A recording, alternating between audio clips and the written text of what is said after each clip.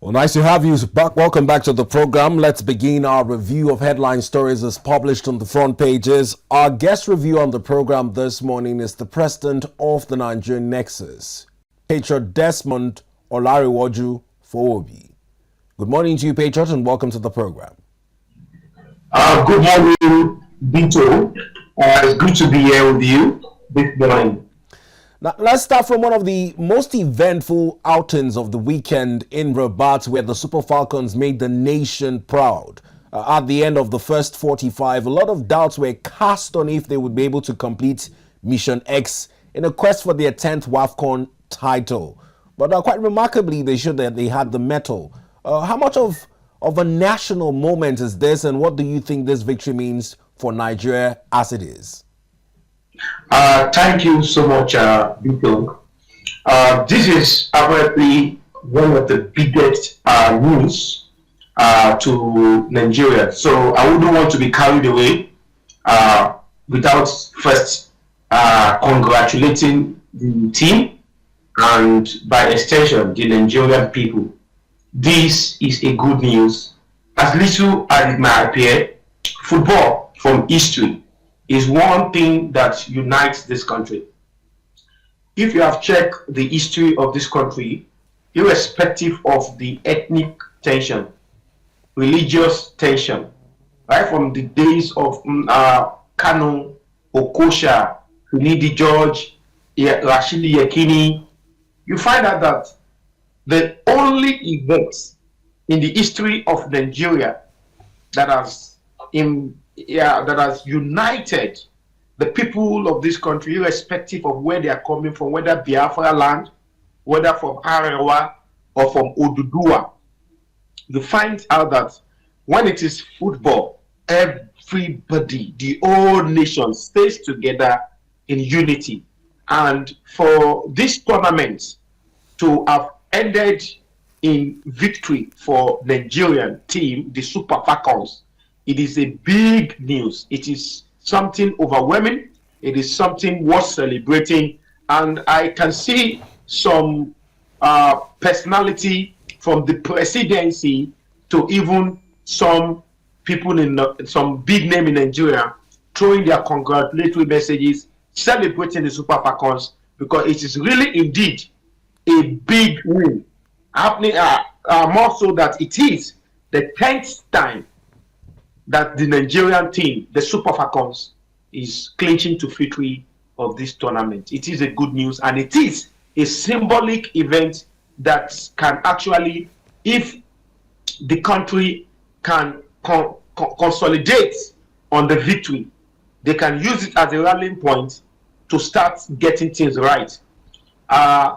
If those who have been talking about nothing is working in Nigeria, at least with our women, with the strength of our women and the national team, the Super Falcons, they are getting it right. We can borrow leave of them. If the Super Falcons can get it right, it means that we also can get it right as a country, as a government, in our education sector, in our health sectors and all that. It is not a sheer luck. It is not a case of luck. It is a case of dedication, focus.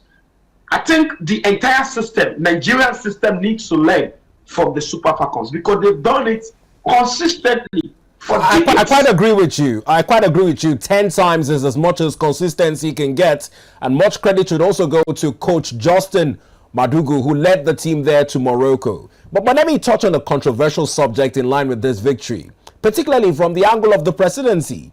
Now, whilst President Bola Ahmed Tinubu congratulated them in a video chat immediately after they emerged victorious. Now, the big question is, using the adage, what is good for the goose is good for the gander. The president rewarded the most senior national team, the Super Eagles, with the conferment of national titles and some land deeds when they emerged second best on the continental stage, runners-up in the men's WAFCON. Now that the Super Falcons have emerged victorious, they are the queens on the continent. Are we going to see a repeat of a conferment of national honors? What do you think would be on the agenda as President Bola Ahmed Tinubu welcomes them to the villa following a parade of the WAFCON title? There is no controversy in this. It is a fact that over the years, the national team, when they make the nation proud, the president in power usually celebrates and compensates the team who has made us proud. It happens in the days of President Goodluck Ebele Jonathan, where he rewarded the Super Eagle after winning the WAFCON. So I'm also in a strong belief that at the return of the women, the Super Falcons to the nation, they are going to be received as usual by the president, and he's going to do as usual, titles, national honors, and land will be given to them in choice area, more particularly in FCT Abuja. And then this is just a way to commend and to motivate and to encourage patriotism. It is not just the gift that we are celebrating here, but the heart, the shared heart of patriotism being exhibited by this team. So the gift that is being given to this team is to send a signal and a message to the rest of the Nigerian people to borrow leaf from the Super Falcons, that when you serve your fatherland, patriotism, with patriotism, you will always get a national reward.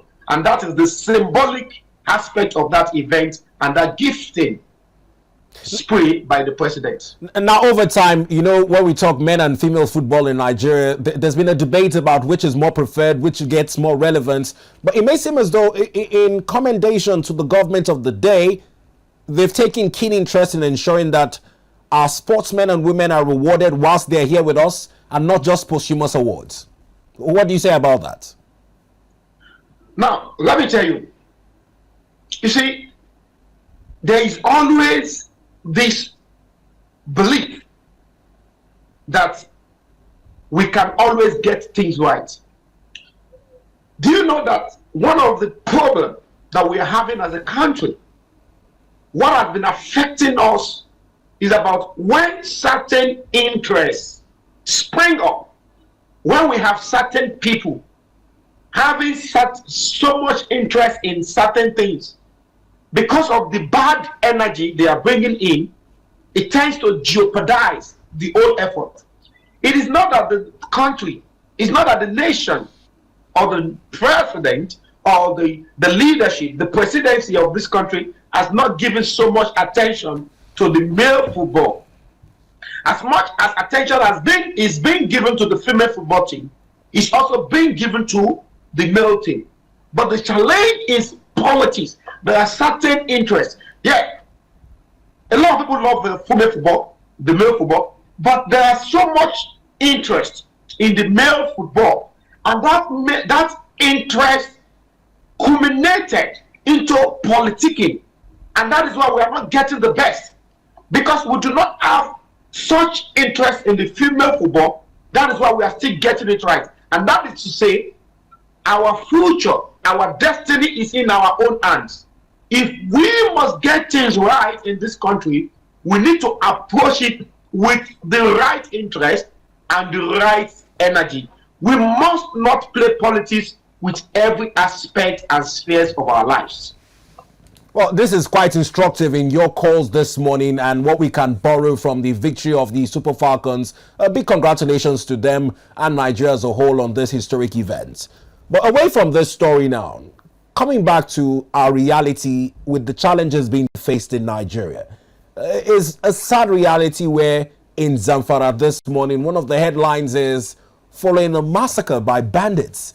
Hostages, we're told over 38 of them, killed despite a certain 50 million naira ransom being paid. Comrade, how much of a sad news is this, and what does this speak to our realities, even in an attempt to masquerade it with the victory of the Falcons?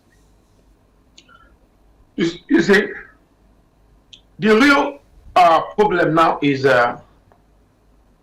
when are we going to stop talking about banditry, kidnapping, and incessant and senseless killings of the Nigerian people in Nigeria? When are we going to start talking about using tech? When are we going to talk about when are we going to start talking about using technology to fight against insurgency, to fight against criminality in Nigeria?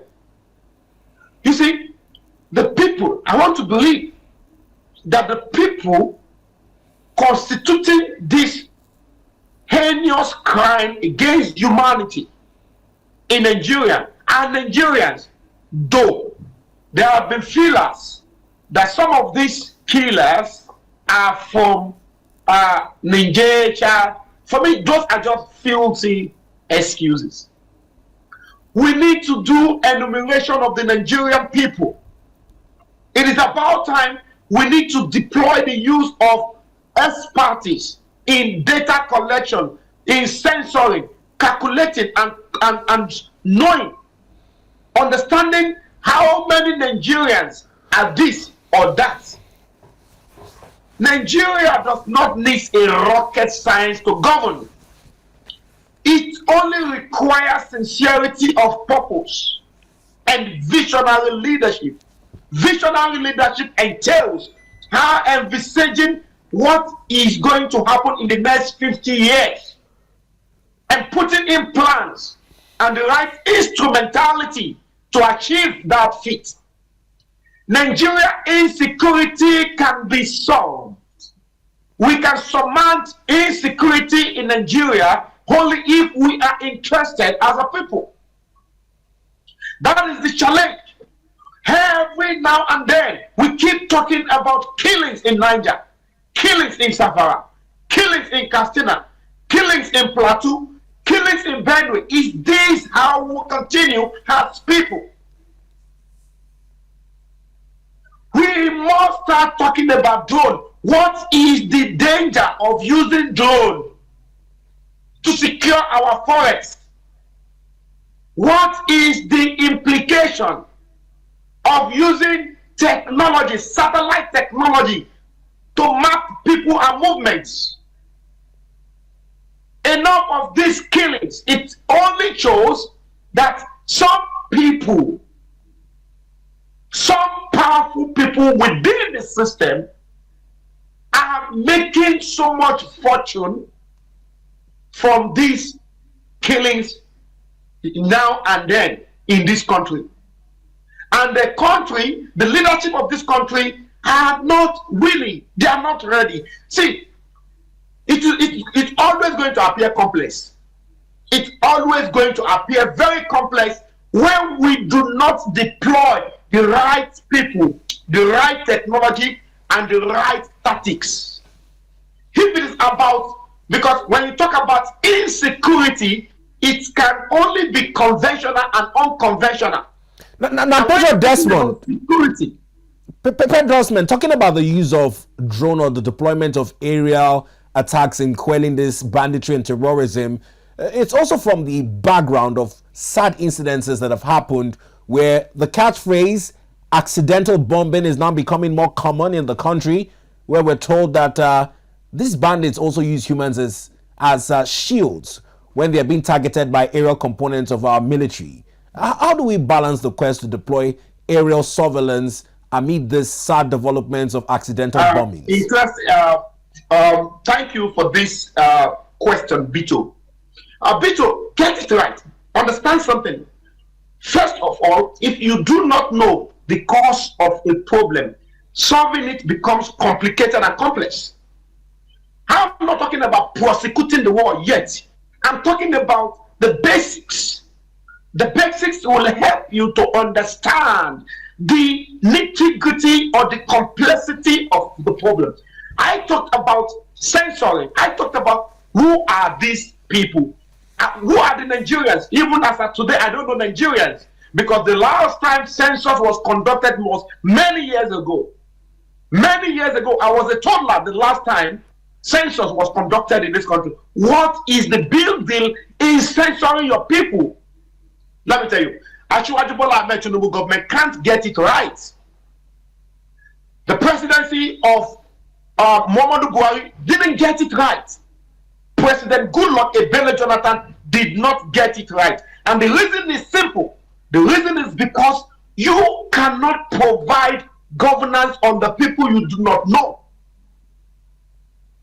President Bola Ahmed Tinubu do not know the Nigerian people.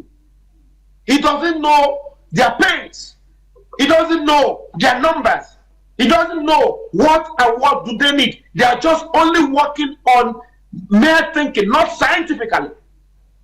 And when I say the use of drone is to help you provide proper and accurately analysis of the movement of things and people. In the case of Nigeria, it's not as complex between the case of Gaza, Syria, and Israel. It is even more easy in Nigeria to deploy the use of technology because we have certain areas where these perpetrators are hosted. We need to know who is these people coming in. Are they really residing in Nigeria? First of all, before you start fighting, are they Nigerians? You have not successfully pinpointed or established that is a fact that these killers are not Nigerian. You've not been able to do that. It is just estimates. You are just only making assertions that they are coming from Chad, they are coming from Nigeria. Who are their sponsors? With the help of data analysis, with the help of information that is generated scientifically, you'll be able to know, even by tracking and mapping, you'll be able to know who is their sponsors. We can monitor money. We can monitor the movement of money, the movement of ammunition using science.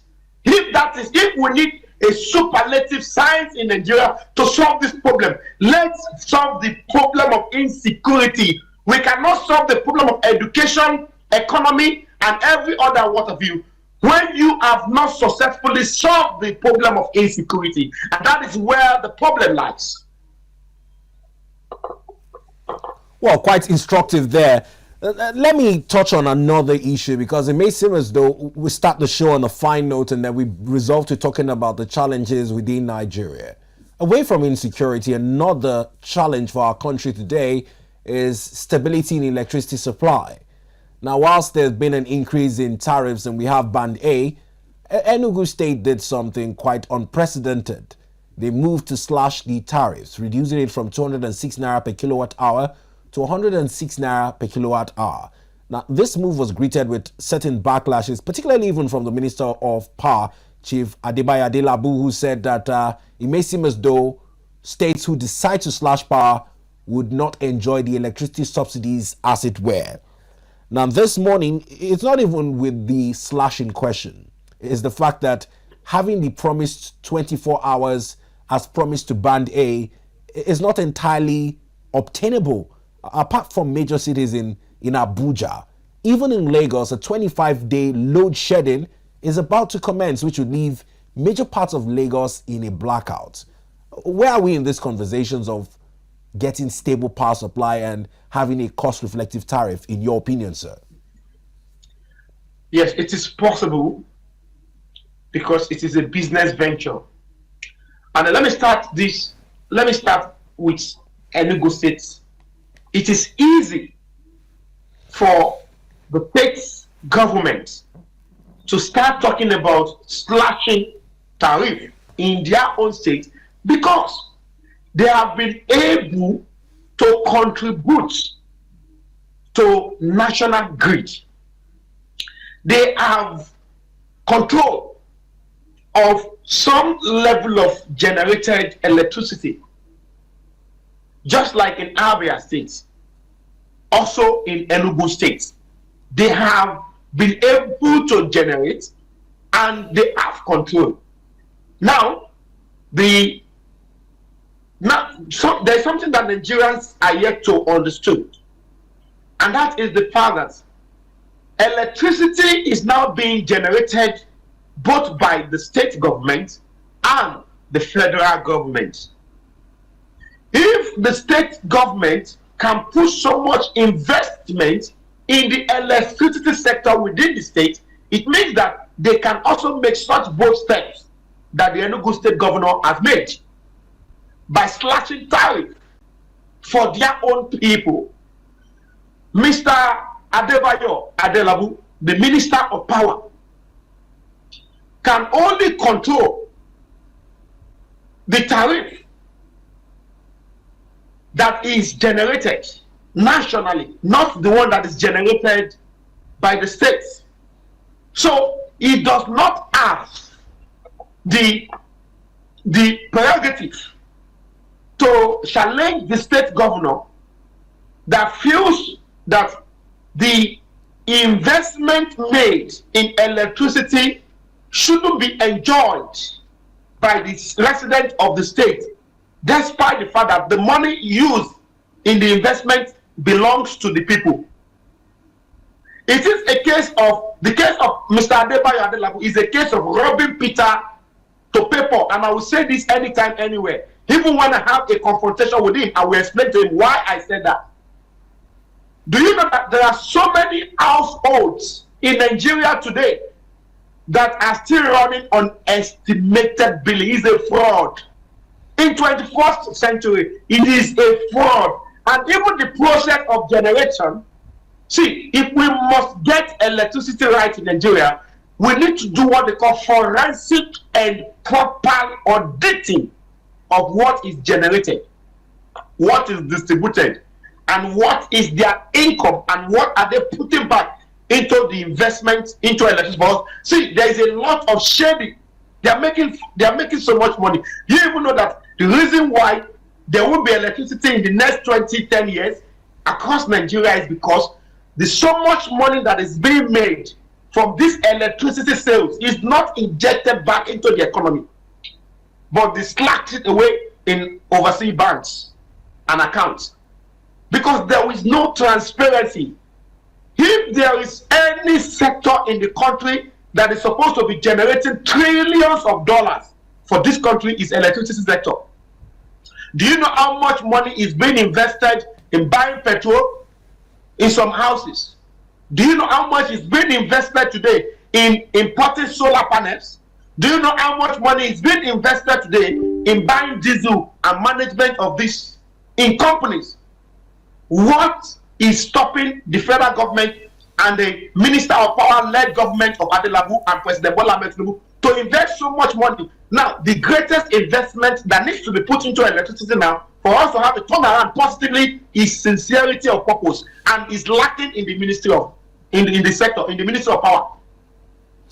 Now, Patriot Desmond, the president went a step further to ensure that he signed the Electricity Act into law, empowering states to have autonomy over generation and distribution and whatnot. You rightly talked about the prerogative of the minister in terms of determining which states enjoy electricity supply.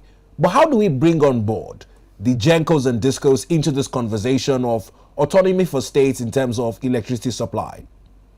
That is why we have the Minister of Power, to create a synergy to manage the power sector. You know, don't forget that Nigeria is a federal system of government. In a federal system of government, there is a synergy, a connection. There is a meeting point between the state, the coordinating states, and the seat of power. Now, when you have a minister is like a liaison officer that moves around, that goes everywhere to understand where there is a challenge, where there is a problem, and bring people together, bring stakeholders together to solving the problem, report back to the federal government, and take a unilateral decision that will favor the federal government and the coordinating states. The Minister of Power is supposed to be the one that will look at the inefficiencies in the generation, in the distribution, and even the usage of power, because he's the Minister of Power. It's not this accusation that Why is the Minister of Power interested only in the increment of tariff? Why?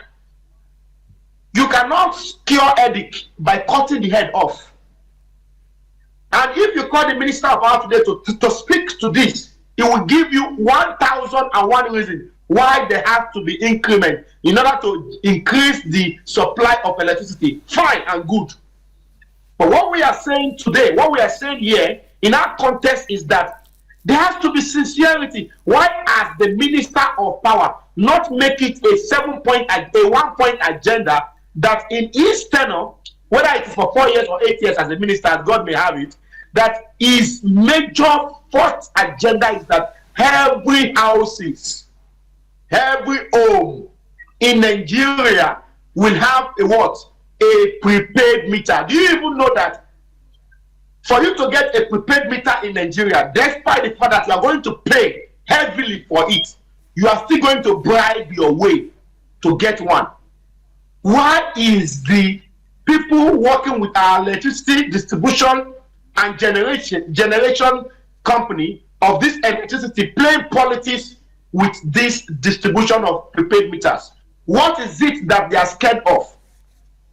Whether there is electricity or not, do an enumeration of all the houses in Nigeria. And that is why I tell you that one of the major problems we're having as a country is that we need to do censor. See, if there is anything the federal government must take from this our conversation today is that if you must get any sector right in this country, there is not this independent enumeration being conducted by Ministry of Health, Ministry of Education, Ministry of Power. No, we have to do an holistic censoring, data collection. They will now analyze it with all the ones, the independent censor or independent statistic generated by National Bureau of Statistics and all these independent organizations that have been doing small census in order to steal money from the federal government. We need to now analyze to see that whether we are doing the right thing or we are doing the wrong thing.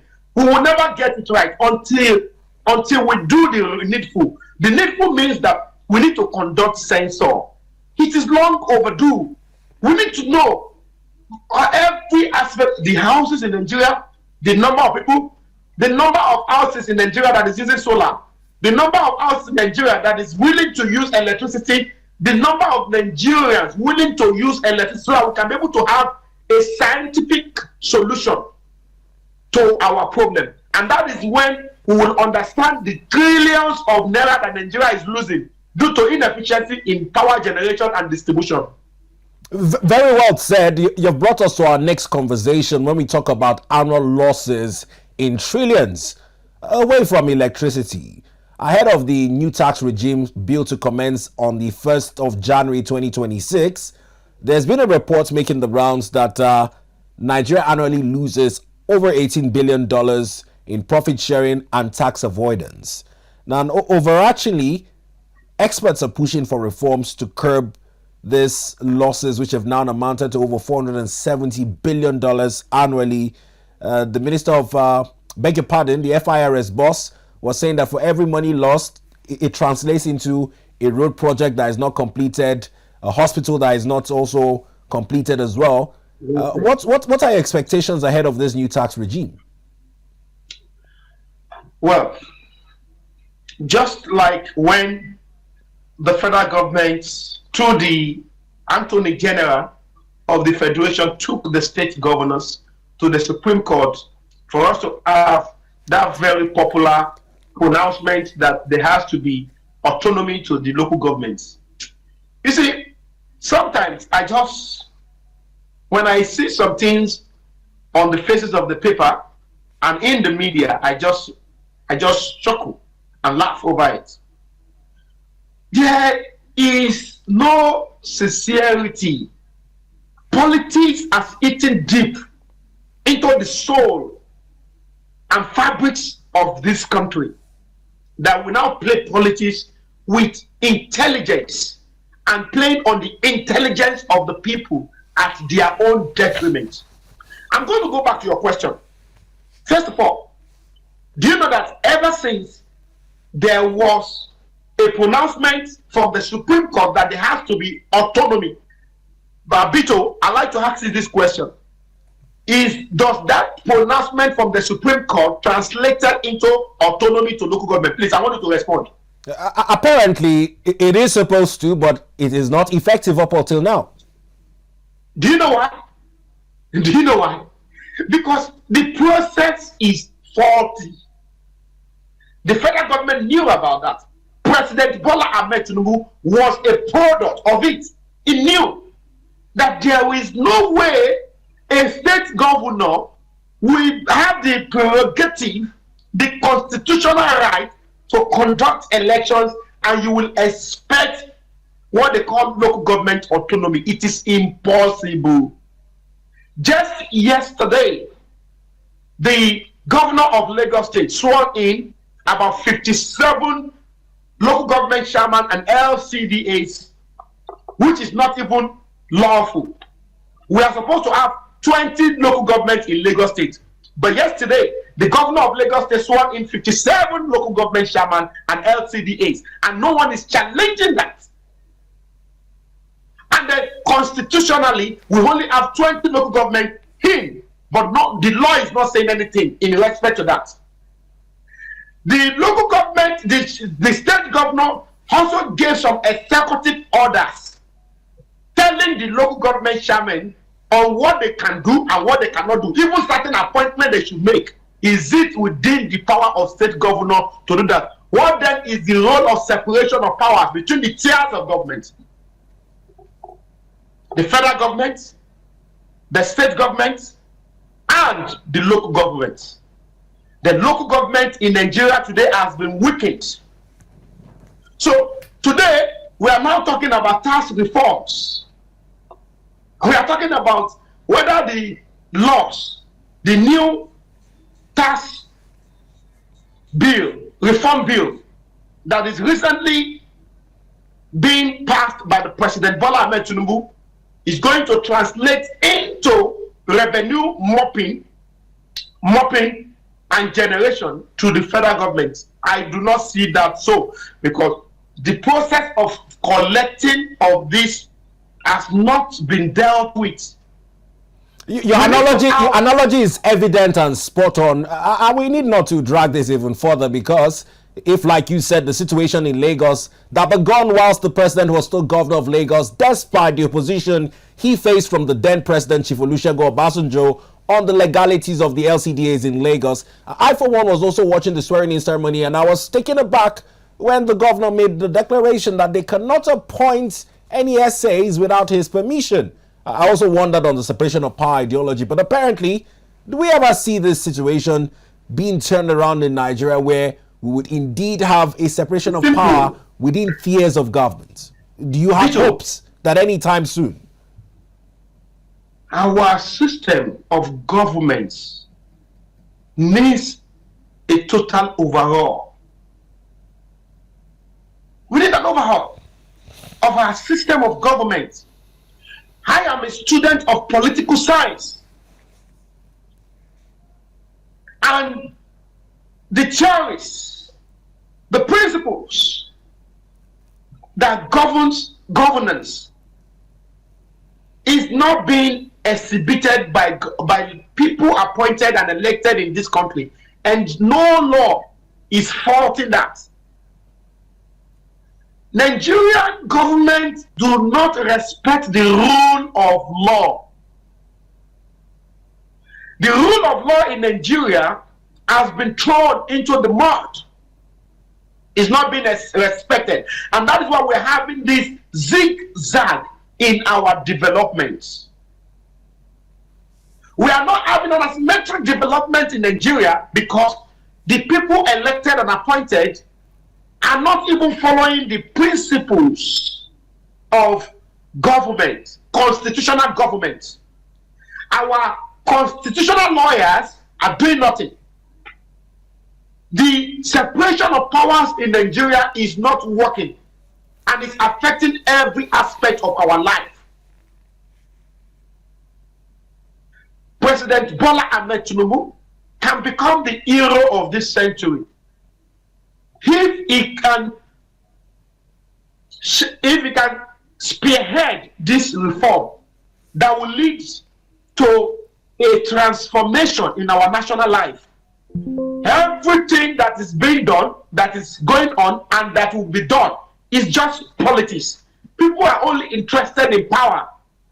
They want to be the president. They want to be the governor. They want to be the senator. They want to be the this. They want to be that. People just want position. We do not have a national vision. And for us to have a national vision, we must have a visionary as a president. I am sorry to say this. God is here to bless us with a visionary that can transform this country. Because if you do not have a president that has a vision, if you do not have a president that is willing to propel a national transformation in this country, we are only going to be running around the basket, and that is what is happening now. No matter the intention of President Bola Ahmed Tinubu, I've seen his policies, I've seen his direction. Fantastic, fantastic man, a great politician of our time. I want to study, but everything that is being done in the White House, Aso Villa, has not really get to the nitty-gritty of governance, and that is why we are still running around the basket. Just yesterday, I read from the opposition that the money that is being borrowed by President Bola Ahmed Tinubu is 3 times greater than what President Muhammadu Buhari borrowed. And I was wondering, despite the fact that you have suspended what is called subsidy and every other thing, why has this not translated in the reduction of our foreign borrowing? So the whole thing is really a mess. But I'm only appealing to the President of the Federal Republic of Nigeria, a leader, a father, President Bola Ahmed Tinubu, that he should think inwardly. Now, Patriot Desmond, on this issue of raised about borrowing, under the last 10 years of an APC government, now the African Democratic Congress is the lead opposition voice calling for this financial audits of loans taken in the wake of recent submissions to the National Assembly by President Bola Ahmed Tinubu. Now, some of the reasons given for this borrowing is in order to fund deficits in the 2025 budget owing to the low performance of oil. When this budget came out, I remember discussing it with you in our studios here. 55 trillion naira, was it largely optimistic and hopeful, knowing that the key economic indicators showed that funding that budget would be a headache? At the time, people were saying borrowing is not a problem, the funds will come either ways. Now the ADC is raising dust over this, and I hear you also raising concerns about it. What has changed? Bito, can I tell you the truth this morning? Go ahead. The truth is that for the past many years, right from the time of President, what is this man called? OBJ, Olusegun Obasanjo, to the time of President Yar'Adua, to the time of President Goodluck Ebele Jonathan, to the time of President Muhammadu Buhari, now the time of President Bola Ahmed Tinubu, Nigerian government style has been governing in a manner and way that can be described as fraudulent government. Ask me why. Why so? Fraudulent government in the sense that we have a budget, an appropriation that is even faulty and unchallenged by National Assembly. How can your budget not perform up to 65%? And then the next thing you do is to carry it over to the next budget year and still collect money in the new budget to fund the old budget that you have not finished. I don't know if you get that. I don't know if you get that explanation. I get you clearly. Now, do you know that nationally as a country, let's block foreign borrowing.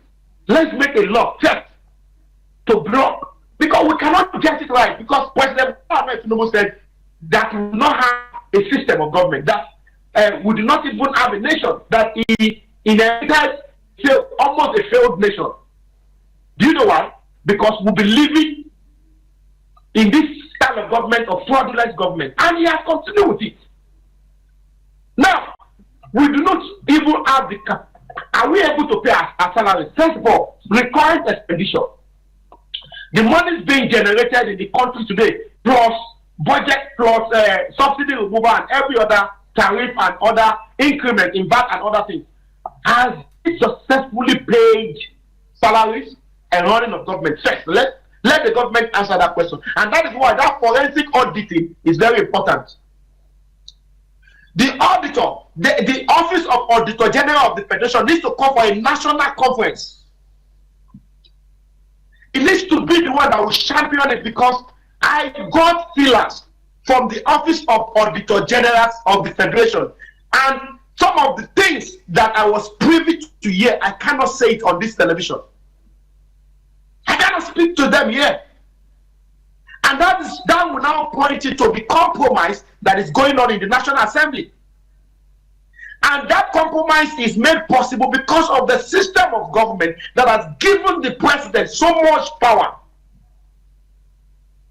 And if you do not have a good man as a president, or a visionary as a president, you see that the country will be going ziggy zaga, according to one musician.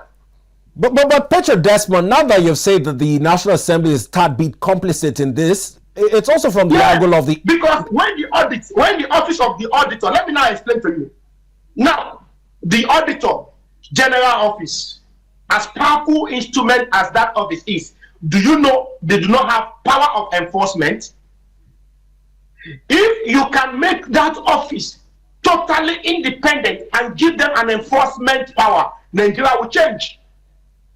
They do not have the power to enforce. What they do when they audit, when they see the shady deals in government, they submit their report to the National Assembly. They translate to the National Assembly. I don't know if you're getting it. Yeah, we know this, but what can the National Assembly do different? It's not the first time audits are being called for. What can the National Assembly do differently when everybody there want to lick the foot of the president? Are you talking about the mass defection with almost 2/3 of the Senate now? Is it now? about mass defection? Is it about Bola Ahmed Tinubu government? No. It's not about President Bola Ahmed Tinubu's government. It's about the fraud. I told you that the fraudulent system of government that has been going on for years.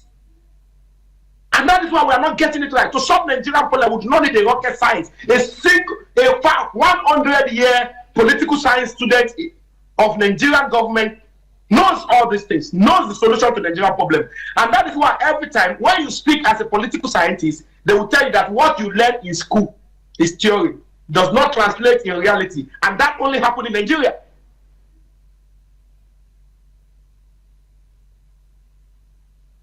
So, we need a national transformative leader, not one who wants to be a president. Because what I see in Nigeria is that presidency in Nigeria is turn by turn. And that's why we now have a lot of accidented civil servants,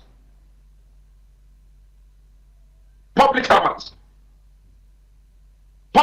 by accidents, people who never prepared, people who never had intention, people who never had a vision of transformation. And that is why all the good people I know have never won an election in Nigeria. I don't know why. Most of the good people I know that have the plan, the strategy, and the willpower to propel things in the right order never win election. And we need, as a people, we need to look at the future of this country. We need to look at what has happened in the past. Because it is only a fool that keeps on doing things the natural and the old way and expect a different result that will be favorable to the people. We need a change of status quo. And I am still appealing on the President Bola Ahmed Tinubu to be the hero of this 21st century in Nigeria. All right. Well, quite thought-evoking and provoking submissions you have made this morning on the program. But I'm afraid this is as much as time will permit for us to delve into these issues this morning. Nonetheless, we thank you for taking out time from your day to lend your thoughts to these conversations. We appreciate you. Thank you so much, Bito, for having me, and ADBN. Always a pleasure.